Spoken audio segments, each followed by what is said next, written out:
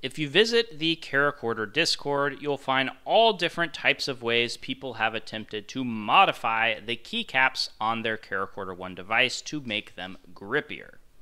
Today's video, I'll be talking about some of these solutions, some of the things we've done in the past, and I'm also going to be sharing a new solution from the Caracorder team.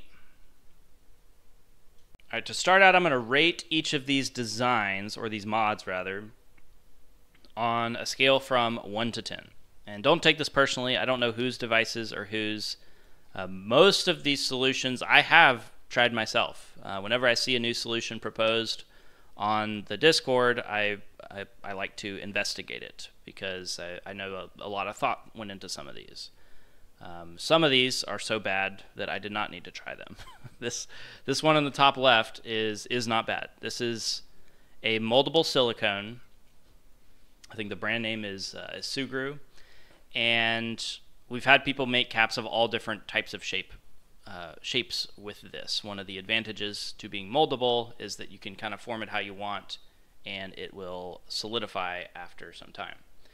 So the extra grippiness that you get from having that rubbery surface on top of the Caracorder 1 caps, in my opinion on this design, is somewhat canceled out by the fact that these tips are convex rather than concave. So yeah, that's a 5. These are like stickers, grip stickers that are designed for mice. And this design is pretty good. So they've like cut them up into little pieces. It's not necessarily uniform, but as a hack, it's not bad. I'll give it we'll give it a 6. This one here is also a moldable silicone, I believe, and it's approaching more of a pocketed design rather than a perched design where your fingers actually go into the caps. There's a lot of disadvantages to that, especially when it comes to cording. I'll probably rate this design a 4. This one, in my opinion, is the best hack, or the best mod on this screen at least. They're stylus tips, which you stretch over the factory caps, and so you still get a nice clean circle there, which is good. It's uniform, it looks good, it's still slightly concave, but still it's quite slick. So I would rate this design I'll give it a 7, but I don't recommend anybody to actually do this because we have had people that have broken their switches while trying to stretch this tiny little thing over the top of the cap. So please don't do that. And then these are like little furniture bumpers. This design, they're pretty slick. I'd also give that one a 4. And then this is like skateboard grip tape. -10. Don't do this. Do not do this. It's basically like 80 grit sandpaper. You're sanding your fingertips. It's bad. The factory caps that come with the device, I would rate as an 8. I still generally recommend this over any of the mods that are out there, but the fact that there's so many people that are trying to make the caps grippier, I also think is very telling. And there is a lot of improvement that can be made to this design, so let's see if we can address that today. So let's talk about this design. I don't know if I've ever even made a video explaining the design of these caps. And when it comes to designing caps for 3D input devices, it's really important to balance efficiency and comfort. If you just focus on efficiency, I mean, that's where you end up with the sandpaper caps. If you're just typing for 60 seconds, or like trying to break a world record or something, honestly, the sandpaper caps are not a bad idea. But if you're like a normal person in front of your computer 7 or 8 hours a day, you might have bleeding fingertips by the end of it. Probably the most efficient, the 100% functional efficiency-driven design of a 3D keycap would be a needlepoint. And hopefully I don't have to explain why that's a horrible idea. The design of this cap sort of balances, I think, fairly well that comfort to efficiency ratio. You have the internal radius where your finger rests on, and then only when you push down into the device does this, not as sharp as a needle tip, but it is a point that will start to, you can only feel it when you start to press in and engage that switch. It's not enough to cause pain, but it's enough to dig into your fingertip and create a lot of additional friction. If you go watch update number 42 from this year, you can see some of the older keycap designs that we came up with, and you can also see some caps that we printed out of a squishy material at the request of one of our users, and we tested it against the harder materials. My conclusion that I came to in this video was that although I can see why some people would like those squishier, grippier caps, that I personally preferred the harder caps because the engagement with the switch was much crisper.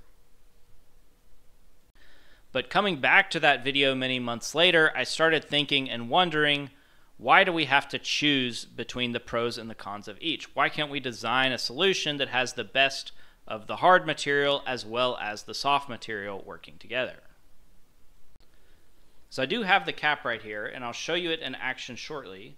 But before I do that, I want to talk conceptually about the differences between these two designs. So we have made prototypes in the past that combined a harder material and a softer material in the cap.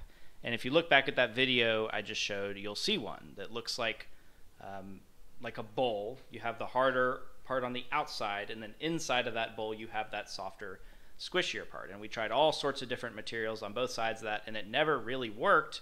And I think that's because we should have inverted that design. Really, you want the soft part on the outside and you want the hard part on the inside. And there's two main reasons for that. One, the highest risk part of the switch for slippage to occur is on that outer rim.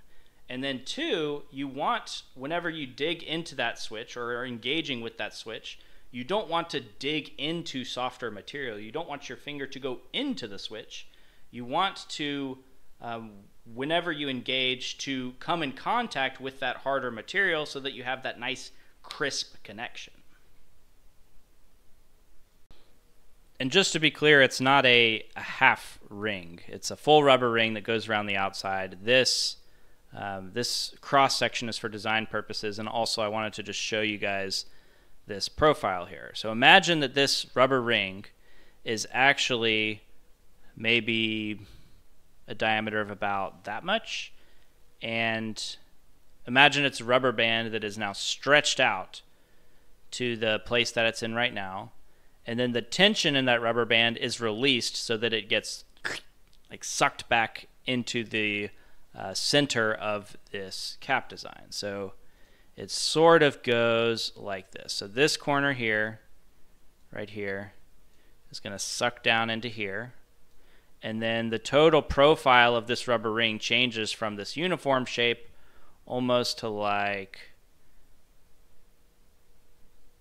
something like this. And this did take quite a bit of tweaking. I'll post this CAD on the open source CAD repo so you guys can play with it yourself. But the goal is sort of that once this rubber is sucked down into the crevice here, that the top little ridge here is just barely above the top of the hard surface, so that whenever your finger is resting on the switch and not pushing down into the switch, that all you feel is rubber. And then also, this needs to be nice and tight and snug. You almost want it to wedge, the rubber to wedge in there so that it doesn't come free or loose on its own, or while you're carrying it, or if you bump into something, it doesn't just go flying off. And then also, we want a nice edge finish around the outside. Another pretty common piece of feedback that I've seen is that unless you're an experienced user, you can't know which way is north, south, east, or west on a switch until you get a feel for it. So instead of the peak from the older design, now it is a ring that you can both get extra grip on, but also be able to see or even feel what direction is north, south, east, west. And because we have multiple products which are right on the verge of launching, we made sure to design this part with multiple configurations so it's compatible with the Keycap 2 as well as the Master Forge. Here's the custom tool that we use in order to attach those rubber rings onto the caps. So you watch the arms on this little piston here as they spread out to stretch the rubber around the cone, and it just snaps right into place. It is possible to stretch them by hand, but it's very, very difficult. It's something I can never, ever do on my first try, and even if I could, I wouldn't ask anybody on our assembly team to do that because it just probably would destroy your hands. We've also been experimenting with some different colors for the rubber ring, the solid core, as well as the inner legend on the cap. So let me know in the comments what combination you think would look coolest. There's definitely going to be some cool opportunities for limited edition caps in the near future here.